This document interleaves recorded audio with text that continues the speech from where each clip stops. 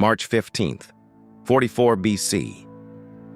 Inside the Roman Senate, one of the most powerful men in history walked toward his seat. Moments later, he would be surrounded. Within seconds, the most powerful ruler in Rome would be dead. His name was Julius Caesar, and his assassination would change the course of history forever. To understand why Caesar was murdered, we have to go back several years before the events of that day. At the time, the Roman Republic had ruled the Mediterranean world for centuries. Rome was powerful, wealthy, and feared across Europe, North Africa, and the Middle East. But beneath the surface, the Republic was deeply unstable.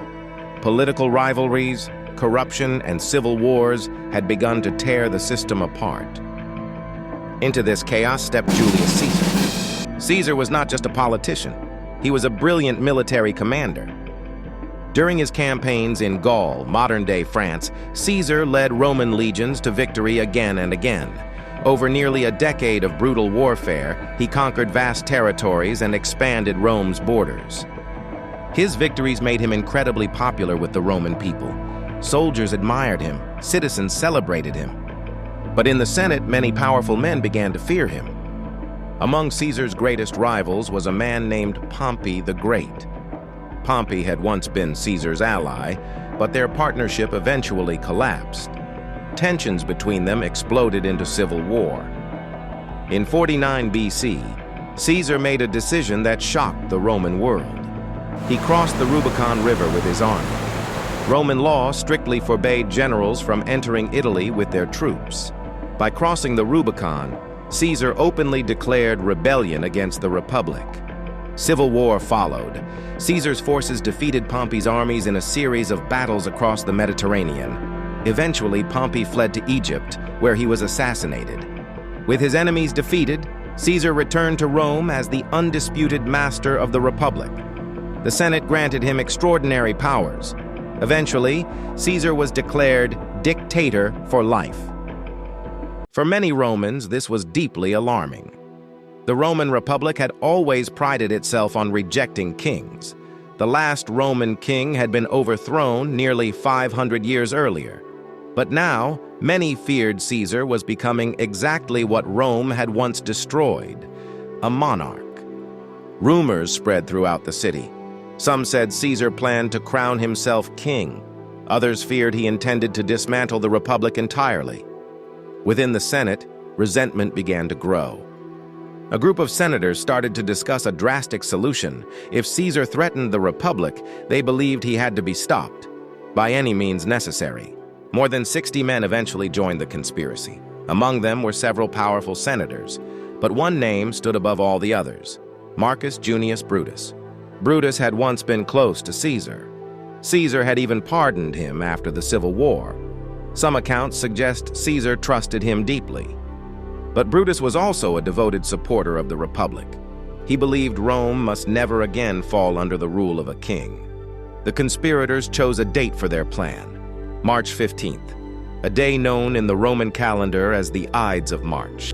On the morning of that day in 44 BC, Rome was tense but calm. Caesar was scheduled to attend a meeting of the Senate. But according to ancient sources, several strange warnings appeared before he left home. A soothsayer reportedly warned Caesar to beware the Ides of March. Caesar's wife, Calpurnia, had disturbing dreams during the night. In her dream, Caesar's statue poured blood while Romans washed their hands in it. Terrified, she begged him not to attend the Senate meeting. For a moment, Caesar considered staying home. But one of the conspirators, Decimus Brutus, convinced him otherwise. He warned Caesar that failing to appear might make him look weak. Reluctantly, Caesar agreed to go. He left his house and made his way toward the Senate. That day, the Senate was meeting not in its usual building, but in a hall connected to the theater of Pompey. Ironically, a large statue of Pompey stood inside the chamber, the very man Caesar had defeated during the Civil War. As Caesar approached the building, the conspirators were already waiting inside. They had concealed daggers beneath their robes. Each man understood the risk. If the assassination failed, they would all be executed as traitors. When Caesar entered the Senate chamber, The senators stood to greet him. He took his seat. Moments later, the conspirators began to move into position. One senator approached Caesar with a petition. As Caesar looked down to read it, another man suddenly grabbed his toga. Caesar immediately sensed something was wrong. Before he could react, a blade struck him from behind. It was the first of many attacks. Caesar tried to defend himself, but the conspirators quickly surrounded him. Daggers flashed in every direction. Blow after blow rained down. Some of the attackers were so nervous that they accidentally wounded each other in the chaos. According to historical accounts, Caesar was stabbed 23 times. At some point during the attack, Caesar reportedly saw Brutus among the assassins, the man he had trusted. Ancient writers later claimed Caesar spoke the famous words, "Et tu, Brute," meaning, "You too, Brutus?" Whether he actually said these words remains debated by historians. But the moment has become one of the most famous betrayals in history. Within seconds, Caesar collapsed. His body fell at the foot of Pompey's statue. Blood pooled across the marble floor. The most powerful man in Rome was dead. For a moment, the Senate chamber fell silent. Then panic erupted. Senators who had not been part of the conspiracy fled in terror. The assassins raised their bloody daggers and declared they had saved the Republic. But the reaction from the Roman people was very different. News of Caesar's murder spread quickly through the city. Instead of celebrating, many citizens were outraged. Caesar had been extremely popular among the common people. When his funeral was held days later, emotions exploded. Mark Antony, one of Caesar's closest allies, delivered a powerful speech to the crowd. He displayed Caesar's blood-stained robe. The crowd erupted in anger. Riots broke out across Rome. The conspirators suddenly realized they had made a terrible miscalculation. Instead of restoring the Republic, Caesar's death triggered another civil war. Allies of Caesar, including Mark Antony and his adopted heir Octavian, raised armies to avenge him. Within a few years, the conspirators were hunted down and defeated. Brutus and Cassius both died after losing a decisive battle in 42 BC. The Roman Republic never truly recovered.